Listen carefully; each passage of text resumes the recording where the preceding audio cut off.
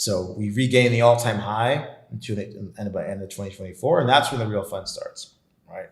That's when the real bull market starts. And so my mental model for where we could go, I think we're going to go somewhere between, $750,000 to $1 million in Bitcoin on the upside. 2024년까지 비트코인이 신고가를 갱신할 것이라고 강력하게 주장하고 있는 인물은 비트맥스의 창업자이자 가상자산 시장 전망의 적중률이 그 누구보다도 높은 인물인 아서헤이즈입니다. 현재 여러 가지 매크로의 불확실성과 흔들리는 비트코인 가격 사이에서 향후 전반적인 가상자산 시장이 어떻게 흘러갈 것이며 구체적으로 어느 시점에 비트코인이 어느 가격까지 상승할 수 있을지에 대한 아서헤이즈의 크립토 인사이트에 대해서 함께 들어보도록 하겠습니다. So I have to ask, where do you think Bitcoin is going? Is this something that breaks 100,000? Is this something that breaks 1 million?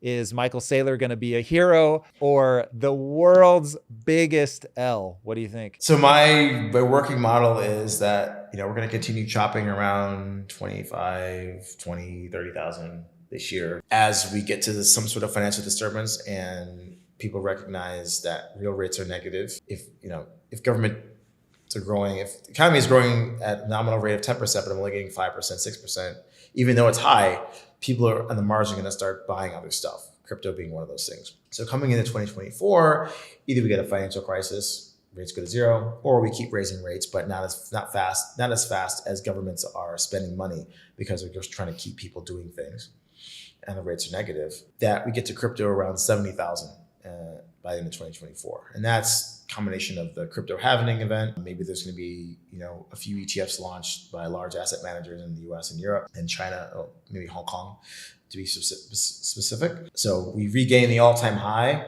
by the end of 2024. And that's when the real fun starts, right?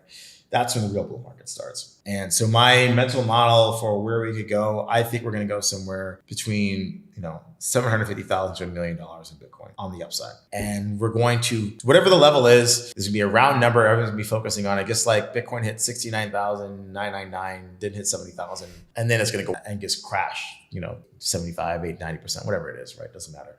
So not only will Bitcoin be at a ridiculous price, NASDAQ will be at a ridiculous price. S&P will be at a ridiculous price. Pick your, stock indice wherever if you're not in the Europe or the US, that'll be at a ridiculous price. Certain types of property, ridiculous prices. So we're going to have a lot of ridiculous prices out there and not just in crypto. That will be a weird moment. And with people thinking that the party is never going to end, of course, it always does. Let me ask you so that I can help better understand the sort of way that this all plays out at the global level. What is with Hong Kong and crypto? China clamped down really hard. It seemed like that was a really bad sign for me. I was like, whoa, this was the thing that I was concerned about, that a government would be able to effectively eliminate it from its country. Not that they'd be able to China never eliminated crypto. They never eliminated crypto from China. Tell me more. So if you want to think about from the Chinese government perspective, the thing that they care most about is social stability, right? And so as everyone becomes a speculator because they're desperate, right? The last thing they want is a bunch of mom and pops rolling up and gathering in groups with a communal grievance. It could be crypto, it could be anything, right? They do not like this. And so seeing that could cause disturbance in China, and also you have the energy aspect of Bitcoin mining, consuming a lot of electricity that can be used to do other things. They basically made it very hard to trade it. So the exchanges all left.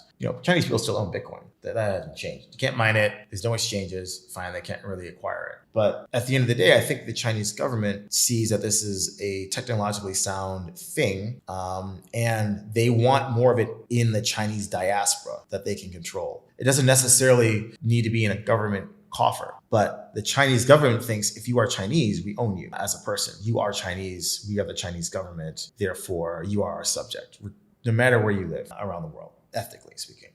And so if you think about Hong Kong, which is part of China now, and always was, but now it's very explicitly part of China. If they want to experiment in allowing a more general ownership of crypto, or if they want to allow certain types of Chinese individuals to own crypto through Hong Kong regulated financial institutions, which essentially means that they're controlled by the Chinese government in the same way that BlackRock is controlled by the US government. It's no different. Then they're going to allow these companies to buy and hold crypto, because at the end of the day, as long as the crypto is inside of China, they believe that they can control it. So why not let a part of the country experiment with this thing, let people own it, let people buy it by controlling it in terms of the way firms are able to acquire users and let those users own crypto. So that's why there's been licenses issued. The Hong Kong government's very positive on Bitcoin. The Hong Kong government is part of China. Therefore, they would never do this if it was not blessed in Beijing as part of a national prerogative for this particular part of China to be positive on crypto. So it's a similar sort of situation to how I describe the BlackRock ETF, right? Larry Fink and BlackRock having $1 trillion of Bitcoin under his custody is the same thing as Bank of China launching an ETF on the Hong Kong Stock Exchange and having $1 trillion of crypto. They're both essentially in the orbit of either the United States or China. And that's the goal. If this technology is as transformative, if it is the hardest money that's ever existed, wouldn't you rather your citizens have it rather than someone else's? And so as the American political establishment decides what they want to do with crypto, and that uncertainty drives companies out of America, out to the rest of the world, China's already gone through that. They've already purged the exchanges, starting in 2017 and culminating in I think 2020, right? Now they've gone the other direction. Let's try to control this. Let's try to permit certain types of ownership through firms that we can control in Hong Kong, which is our testbed region for sort of,